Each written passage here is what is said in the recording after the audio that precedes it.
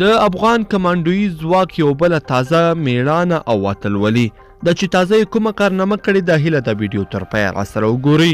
درنو لیدونکو السلام علیکم، وخت مو پخیر. کمانډو ځواکونو کونړ کې د داعش مهم مشر نیولی دی.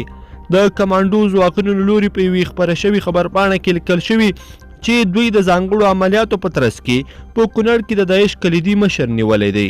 د داعش د دغه کلیدي مشر په تړاو بشپړ جزئیات نه دي ورکړل شوي، خو د اوس لپاره همدومره ویل شوي دي چې نوموړي د افغانستان په ختیځ کې د مهمو عملیاتو په رهبرۍ کې لوی لاس درلود.